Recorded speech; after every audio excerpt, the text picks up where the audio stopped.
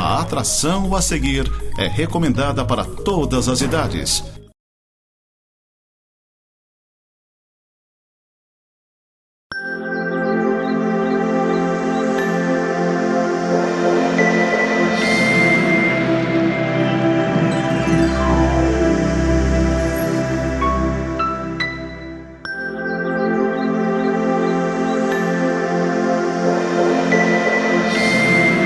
Graça e paz, queridos irmãos, sejam bem-vindos a mais um programa Semeando para a Vida Eterna, programa da nossa Igreja Presbiteriana de Lages, que fica ali no centro, na Rua Coronel Fausto de Souza 353, atrás do Seja. Você é o nosso convidado para as nossas programações. Os nossos cultos no domingo são às 9 da manhã e às 19 horas. Você também é convidado para participar da nossa Escola Dominical, que é um estudo mais aprofundado da Palavra de Deus, que acontece no domingo de manhã, às 10 horas, após o culto da manhã. Nós teremos agora uma palavra dos nossos patrocinadores e depois eu farei uma oração e a nossa reflexão na Palavra de Deus. Clínica Médica e Odontológica Vida Nossa. Situada no centro de Lages, conta com a especialista em ultrassonografia, doutora Vanessa Gerber, nos atendimentos de ultrassom geral, músculo-esquelético, obstétrico e Doppler. E também com atendimento odontológico com o Dr. Fernando Gerber, nos serviços de cirurgia, estética, prevenção, clínica geral e implantes. Clínica Vida Nossa, Rua Correia Pinto, número 638, Centro, em frente à Praça da Estátua do Correia Pinto. Muito bem, queridos, vamos orar pedindo que Deus esteja nos abençoando nesse momento de leitura da palavra dele. Deus e Pai, nós te louvamos, te agradecemos pela bênção que temos, ó Pai, da vida, a bênção que recebemos do Senhor diariamente, ó Deus, do sustento, do teu amor, da tua misericórdia que nos alcançaram. Rogo ao Senhor a tua bênção sobre a nossa cidade, ó Deus, Lages. Rogo que o Senhor esteja abençoando o nosso estado e o nosso país, ó Deus. A tua mão poderosa e bendita seja, ó Deus, com o nosso povo. Em nome de Jesus, nós oramos, pedimos a tua bênção agora na meditação da tua palavra. Usa, ó Deus, conforme a tua vontade. Alcança o necessitado, conforta, Senhor Deus, ao que precisa e que o Senhor também liberte, ó Deus, ao que está em cativeiro espiritual. Em nome de Jesus que nós oramos. Amém, Deus. Nosso texto de hoje é na primeira carta do apóstolo Pedro e eu vou ler dos versículos 13 até o 21. O assunto da carta do apóstolo Pedro, ou desse momento aqui, é a santidade. Mas vamos ver o que ele diz sobre isso.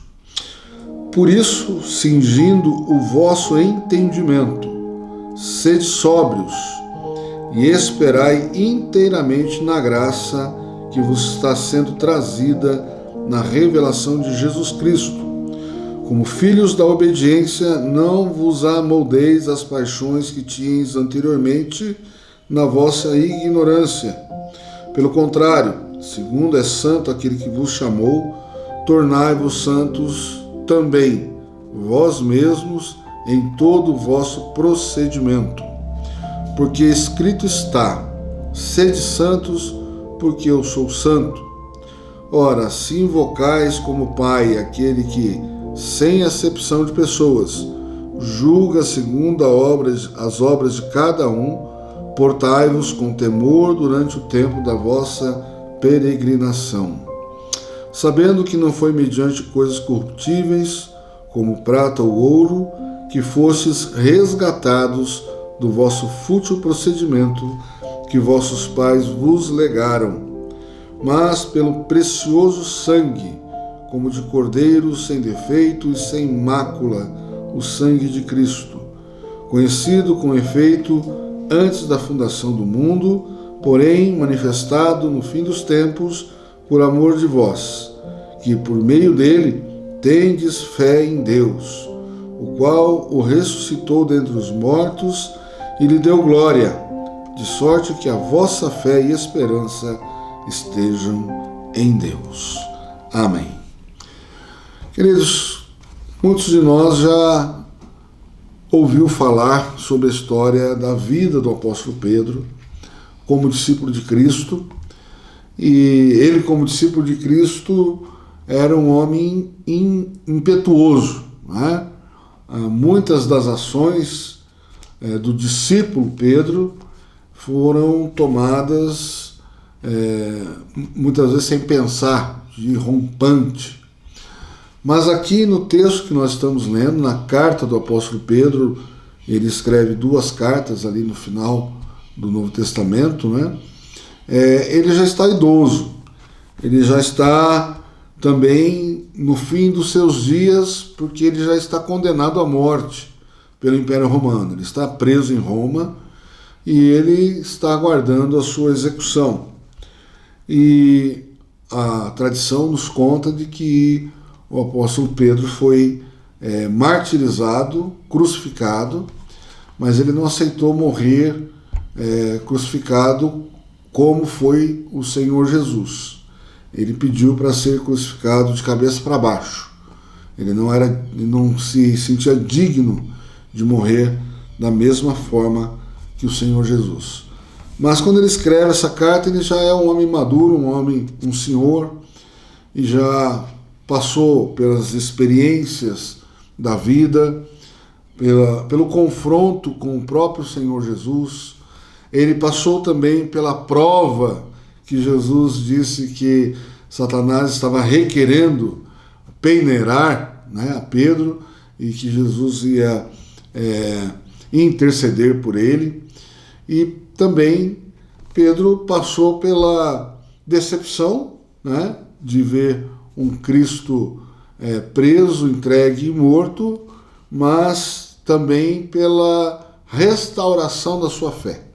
Ele nega Jesus, né? A gente conhece a história que ele negou a Jesus 3 vezes antes que o galo cantasse, porque ele, num rompante, mais uma vez, precipitadamente, ele confronta Jesus. Por quê? Porque Jesus, em certo momento, pergunta, né, aos seus discípulos: quem dizem os homens que eu sou? E aí Pedro, iluminado pelo Espírito Santo, fala que Jesus é o Cristo de Deus. E esse Cristo de Deus quer dizer o Salvador. E Jesus diz a Pedro, então: bem-aventurado és, Simão Barjonas, que quem te revelou isso não foi alguém, ou carne nem sangue, mas foi o próprio Deus, né? E logo em seguida, Jesus começa a dizer: esse Cristo que Pedro acabou de dizer, que eu sou o Cristo de Deus, ele terá que passar pela morte, terá que morrer para salvar a muitos, né? E Pedro nessa hora repreende Jesus, fala: não fale isso, né? Antes do Senhor morrer, eu entrego a minha vida pelo Senhor.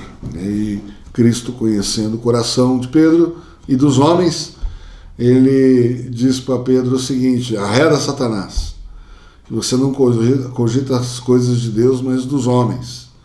Então, no mesmo momento que Pedro falou algo revelado pelo Espírito Santo, ele deixa seu coração ser tomado por Satanás. Essa é a história de Pedro, né? Temos um apóstolo voluntarioso, né? É o único que desceu do barco e andou sobre as águas até Jesus, corajoso, com fé, mas com as suas lutas, né? E ele agora, no alto da sua experiência, de todas as lutas, de todas as contradições que a vida lhe trouxe, e uma dessas contradições foi aceitar que o Espírito Santo de Deus desceu sobre os gentios, ou seja, as pessoas que não eram judias ou judeus, né? O povo judeu, escolhido de Deus, o povo judeu, e ele chancela a descida do Espírito Santo sobre os samaritanos, que era um povo inimigo dos judeus, mesmo sendo judeus, e depois aos gentios, né? Deus lhe dá uma revelação. E agora, no final da sua vida, ele escreve uma carta às igrejas da Ásia, aquelas mesmas igrejas do Apocalipse, onde há a diáspora, onde estão espalhados os crentes, onde há as igrejas. Então o apóstolo Pedro manda essa carta dando um suporte espiritual, firmeza na fé, pedindo que eles continuem firmes na fé, que eles não esmoreçam, e ele fala sobre esse tópico tão importante para a vida do crente, que é a santidade na vida. E a primeira coisa que ele diz aqui: por isso, cingindo o vosso entendimento. O que é cingir? Cingir é vestir, é você tomar posse, é você ter o domínio, cingindo o vosso entendimento, você colocando conteúdo no que você entende, né? Ele usa esse termo comum à época de você estar vestido ou estar protegido, né? Você protege o seu entendimento com o quê? Com a palavra de Deus, né? Ele diz aqui: sede sóbrios e esperai inteiramente na graça que vos está sendo trazida na revelação de Jesus Cristo. Ou seja, o que é que revela Jesus Cristo? As Escrituras. As Escrituras revelam Jesus como Filho de Deus, assim como ele declarou ao próprio Jesus, né? Então, a primeira coisa que nós temos que saber, que a santidade, ela requer de nós preparação.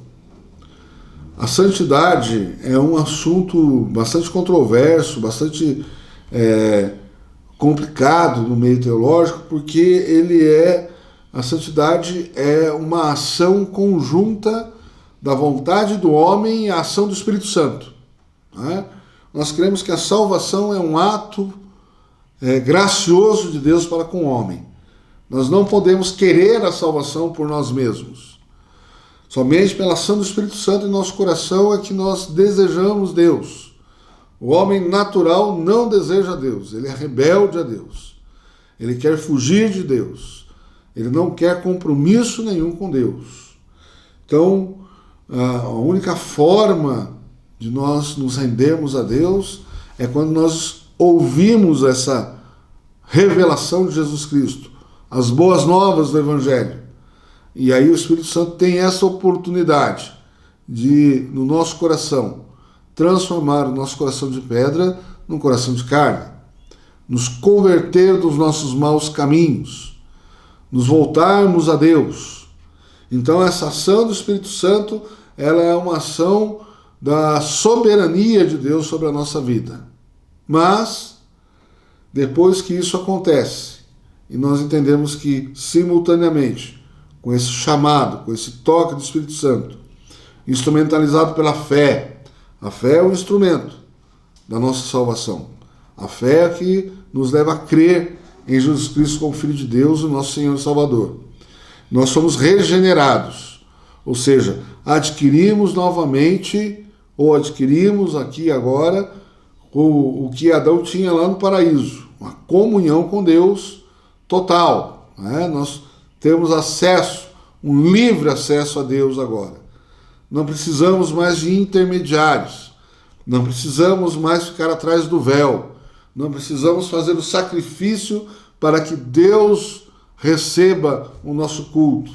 Não, Ele mesmo sacrificou o seu próprio Filho para que isso acontecesse. O véu do templo foi rasgado, então não existe mais impedimento da nossa comunhão com Deus. Mas, diante da presença poderosa de Deus, a nossa comunhão com Ele exige santidade. E, muito bem lembrado pelo apóstolo Pedro, ele traz esse versículo, né? Porque escrito está: sede santos, porque eu sou santo. Essa declaração dada por Deus lá no Levítico foi logo após a saída do povo de Israel do Egito, e estabelecido o modo de culto que Deus requer para si, diferentemente do modo pagão, né? Deus estabelece um culto simples, um culto onde ele não aceita pompas, ele descreve o altar como pedras empilhadas e não lavradas. Ele usa roupas simples dos sacerdotes, recomenda que essas roupas sejam usadas pelo sacerdote no ofício, né, do culto, roupas que não deixavam o corpo à mostra. Eles tinham a liberdade, né, de manipular os itens do culto ali, e diferentemente do culto pagão, que era um culto que era feito lá no Egito, era um culto promíscuo, era uma orgia, na verdade, né? E isso o povo de Israel leva até o pé do Monte Sinai, onde eles fazem esse tipo de culto que era feito lá no Egito, e revolta Moisés quando ele desce do Monte Sinai, a ponto dele quebrar as tábuas da lei, né? Revoltado com aquela visão, com aquela situação de um culto pagão acontecendo ao pé do Monte Sinai, depois que Deus mostrou sinais e maravilhas e tinha libertado o povo de Israel. E quando Deus encaminha esse povo para a terra prometida, ali no meio da caminhada do deserto dos 40 anos, Deus relembra sempre o povo que eles foram tirados dessa terra com esse tipo de culto, e agora eles entrariam numa terra que também tinha a mesma mentalidade do Egito, um culto pagão que era uma orgia. Mas Deus é santo. O que significa ser santo? Separado. Ele não pode conviver com o pecado. E ele chama o seu povo a agir como ele agiu, ou como ele age, separadamente. Não se isolar e não se separar do mundo, mas estar inserido no mundo, mas não ser contaminado pelo mundo. É viver de modo santo, observando a palavra de Deus, não se contaminando com as ofertas de manjares, com as finas iguarias do rei. Não é?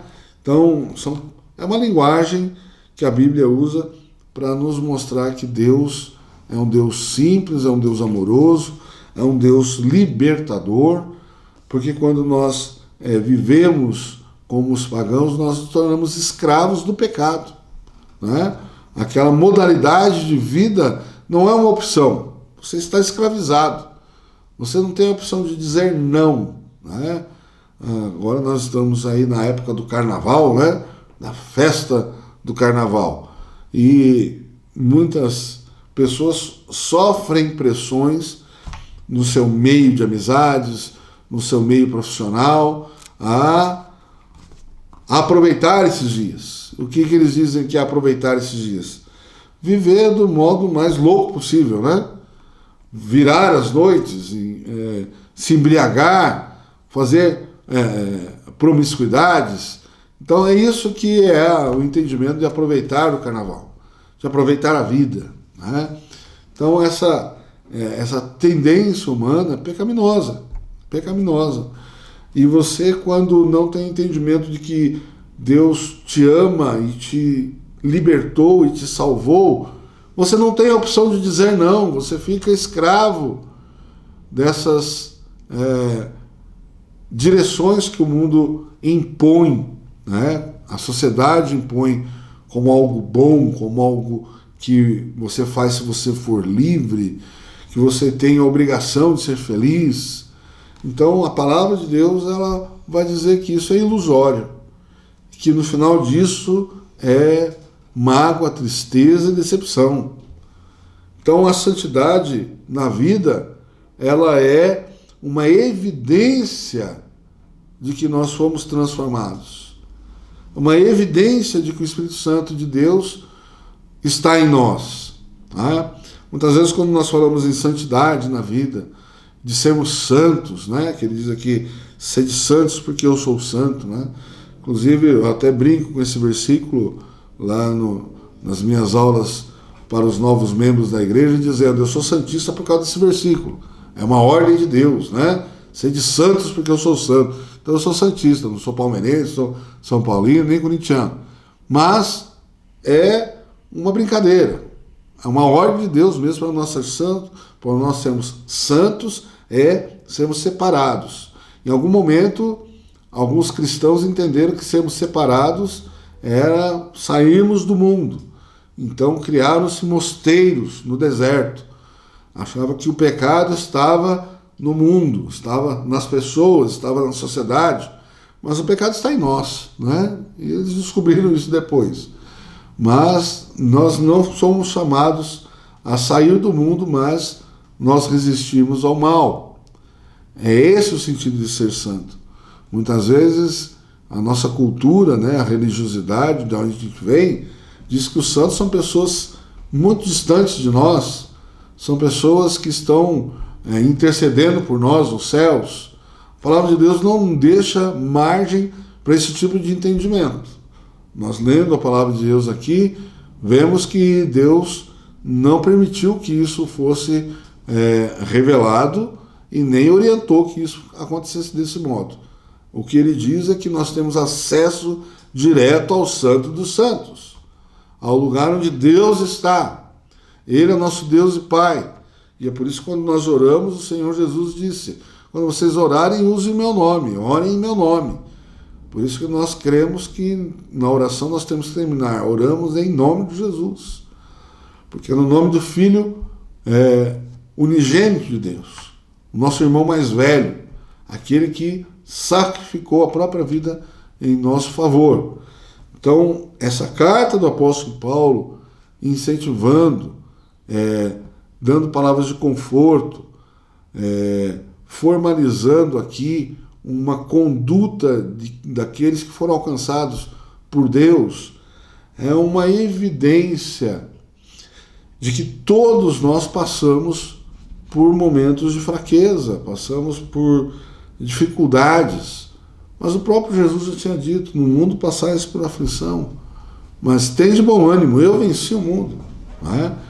Então, queridos, a nossa palavra de hoje aqui é trazendo para você que Deus está conosco, está agindo por meio das nossas vidas, agindo nas nossas condutas, mas nós temos a responsabilidade também de ter sensibilidade ao agir do Espírito Santo e envidar os nossos esforços, lutar contra a nossa própria carne, que até o apóstolo Paulo disse que nós temos que vencer, nem que a gente tenha que lutar contra nós mesmos, nos esmoando. Que Deus abençoe a sua vida, meu querido irmão, minha querida irmã. Nós estamos orando por vocês, oramos pela nossa cidade constantemente, pedindo que Deus esteja abençoando a cada família. Deus abençoe e até o nosso próximo encontro.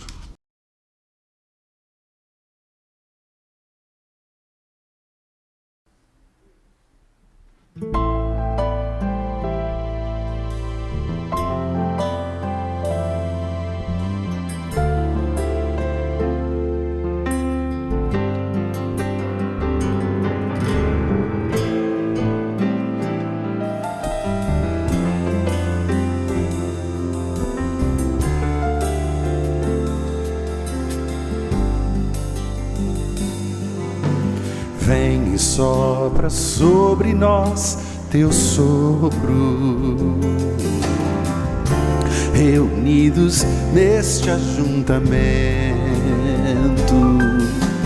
honre e santifique este momento com a tua igreja que é teu povo.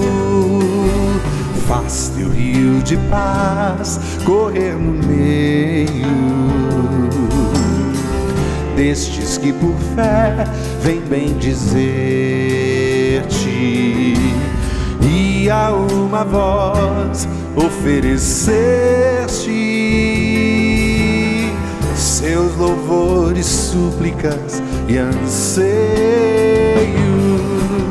Tu és o Senhor de toda glória, hoje e sempre como foste outrora. No correr da história, revelando teu amor, Deus bendito, Rei e Salvador. Deus bendito, Rei e Salvador.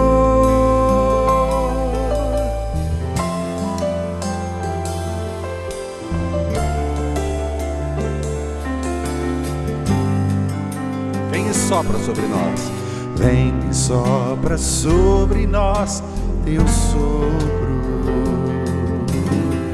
Reunidos neste ajuntamento, honre e santifique este momento com a tua igreja, que é teu povo. Faz teu rio de paz correr no meio destes que por fé vem bem dizer-te,